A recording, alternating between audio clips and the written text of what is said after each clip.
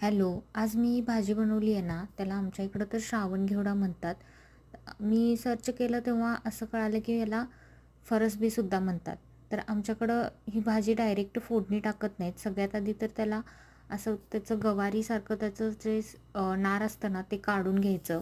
मग बारीक-बारीक त्याला चिरून घ्यायचं, स्वच्छ धुवून घ्यायचं एकदा पाण्यामध्ये.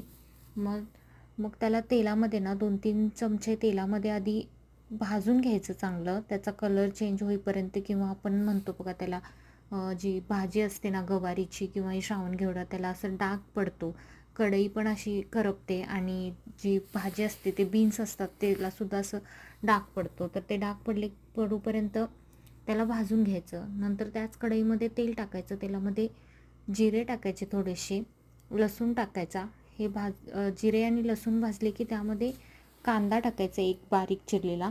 कांदा परतल्यानंतर त्याच्यामध्ये चटणी, हळद, मीठ, हिंग हे टाकून घ्यायचं. नंतर भाजून घेतलेल्या ज्या श्रावण घेवड्याच्या शेंगा होत्या त्या टाकायच्या. थोडा वेळ परतायचं. शेंगदाण्याचा कूट टाकायचा 2-3 चमचे. थोडंसं पाणी घालायचं.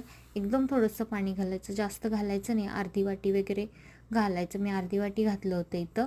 आणि छान झाकण ठेवून शिजवून घ्यायचं. मध्ये मध्ये हलवून घ्यायचं, नाहीतर काय होतं तुम्हाला माहीतच आहे. अशाच रेसिपीसाठी चॅनलला सबस्क्राईब करा.